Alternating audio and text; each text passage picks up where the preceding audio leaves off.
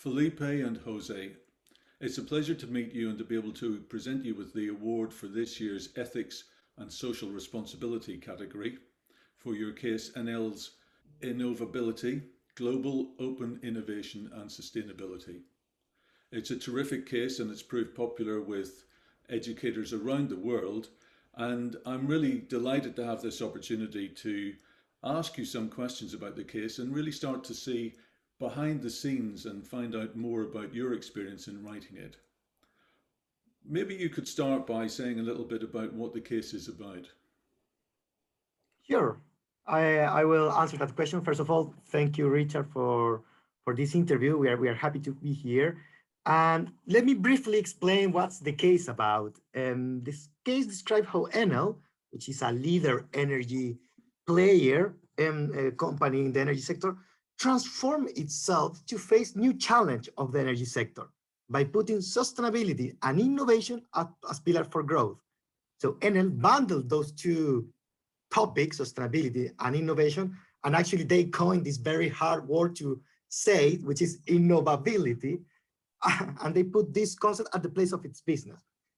So although the case presents different actors and protagonists, basically we have three of them. Francesco Starace, which is the CEO, Ernesto Chorra, which is the CIO, Chief of Innovability Officer, Innovation, and Fabio Tentori, who is the CEO of Innovation Hubs. And each of them represents one of the big questions of the strategy, the why, the what, and the how.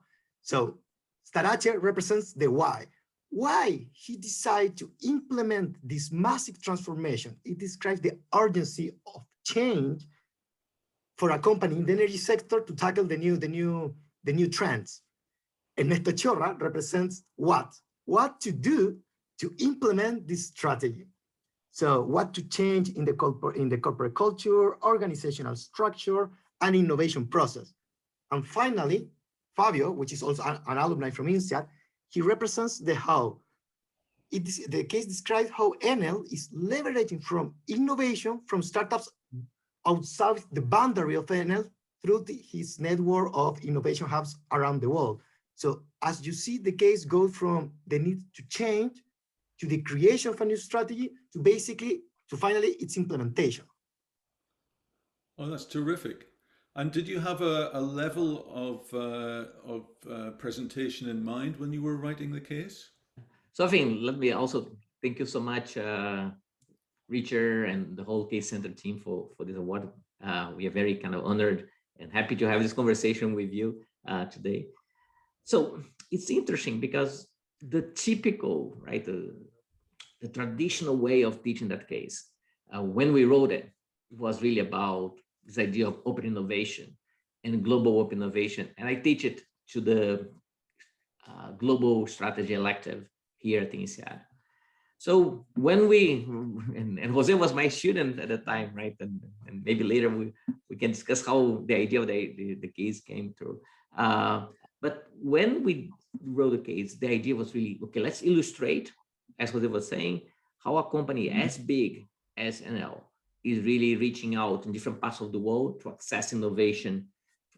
But you know, Richard, I think with time, and maybe even right, the award in this category of ethics and sustainability shows, I think with time I start teaching this more and more, not only to MBAs but to executives, and really to executives who are really in that challenge of saying, no, how do we bring sustainability on board, but not as an accessory, but as the core of the strategy of the company. So I would say today I still teach it in the global strategy elective, so how a multinational goes and have this global open innovation, but I teach it more and more in programs that are really kind of focusing on the sustainability and how to bring sustainability to the core of a company strategy. Now, you mentioned something, Felipe, about the genesis of the case. How actually did it come about? What sparked your interest in this particular company, in this particular situation? The idea of writing this case was a mix of different things that happened at the same time. So as Felipe said, I was studying at INSEAD at that time, And I have been always passionate about the energy sector, which I was working at Enel before, and innovation and entrepreneurship. So I organized a forum about innovation and entrepreneurship in the energy sector at INSEAD, and we brought different actors. We brought Enel, Engie, Schneider, and Antico Energy to talk about open innovation, corporate venture capital, entrepreneurship, and entrepreneurship. So Fabio, he was invited to INSEAD to talk about open innovation and his work at innovation hubs. And after that forum, talking with Fabio, he said actually that this part of my work it's part of a piece of a wider strategy that it has to be communicate and study. So I say actually, and as I was work before at Enel, I knew what he meant. So I say, okay, we have something. And so I ran into the brochure of all the teaching strategy, and I found that at Global Strategy, there was a full module focused on global open innovation. So I organized a meeting with Felipe, Fabio, and me, and 2 months later, we have the first draft of the Enel case. That's a very good description, Jose. And I still remember the day that Jose knocked on my door and say, Felipe, I know that you're teaching about kind of global open innovation. I think I have the new perfect case. And I think, to be honest, at the time, I was not familiar with what Enel was doing on that space. And kind of Jose deserves all the credit for kind of coming up with this case, because it was really his idea of, and then when we had those meetings and when I met with Fabio for the first time, it was clear, wow, we really have something special here. So the idea for the case came from Jose as a student. And how did that impact on your relationship in writing the case? What was it like? Tell us a little bit about the practicalities of writing, and take us into the writing process a little bit. I think one of the common features, right, of cases where you really get a lot of kind of access and insights is when you have some relationship in the company. And I think what Jose described, I think, was very important, because kind of Fabio Tentori, one of the case protagonists, was an alumnus. So since the beginning, okay, in terms of getting access and also explaining how the case would look like, it was very easy because it was someone who has been, right, an MBA student who knew exactly how those cases are taught. But I think there's a couple of things that I think were particularly in this case. First was Fabio, he managed to get both access to the really top of the organization. So, right, we interviewed, right, the CEO and all the top management team, but also he managed to involve his team. And so when you read the case, right, you probably notice that we have so many quotes from so many different people. And I think this is really kind of merit and of kind of Fabio really being able to engage. And I think this is critical for a good case. I think the other thing which was also true, and maybe Jose can say a bit more about it, is kind of in the middle of the case, right? Kind of there was an event that Enel was holding for investors, right? And they were demonstrating things, and Jose managed to go there, so he was also able to see things as they were unveiling. Do you want to say something about that, Jose?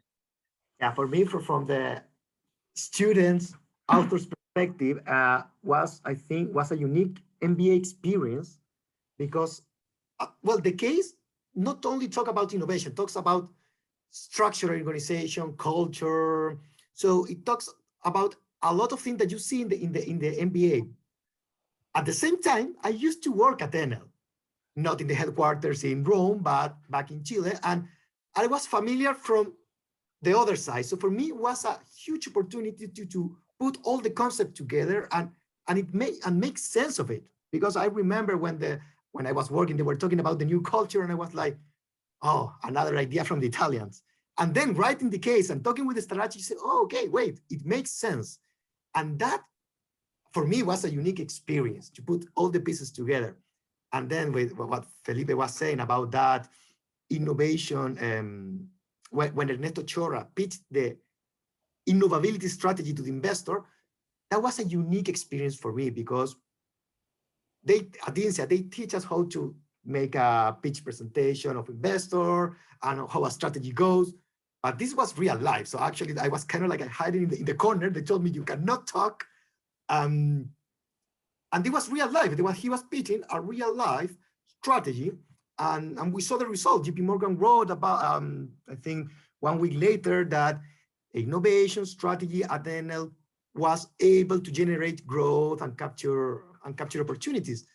So for us, that was a big hit in the case because it wrapped up everything with a huge success. I think, Richard, let me just add something, because I guess that some people watching this video later on, they might be thinking, no, the practicality is also in terms of how do you make sure that when you are writing a case about a company which is publicly traded, as big as Enel, that you have quotes from CEO and from a lot of the senior executives, how you get those cases released and approved. And I think really getting this very organized across time, and also making sure that you were kind of involving all the executives, and you had a chance to kind of show them that quotes, get those things approved.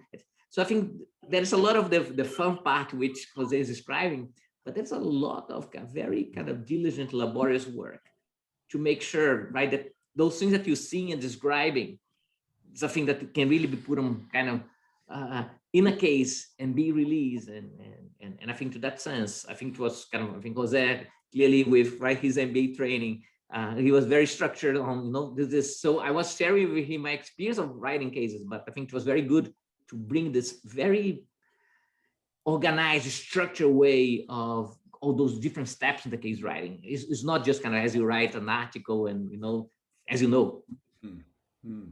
And that comes across very strongly. I think one of the things, and I want to move in a moment to ask what you think makes the case so popular with other educators around the world. But to me, one of the strongest features of the case is its dependability and reliability and clarity and structure that you've just been talking about. I think that really travels well into other classrooms. If a teacher can pick up the case and know that they can rely upon it in the heat of teaching it in the classroom, that really is a huge advantage. But from your point of view, what do you think makes the case so popular with other educators? So let me say first about how do I think structures, why they use it, and maybe Jose can say something about from the student's perspective. I think from the educators, there are maybe two components there.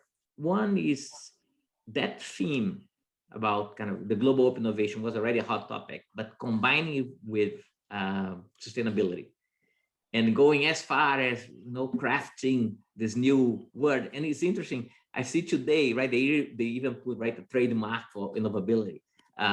So I think that catches the attention because I think a number of us teaching those topics, we also see this need. How do you bring the sustainability to the innovation? Or people maybe in sustainability, they say, okay, yes, but I mean, how does that relate to the overall strategy of the company? So I think that combination of innovation with sustainability, to me, is one of the key attractors of the case. And I think the other one is what we were describing before.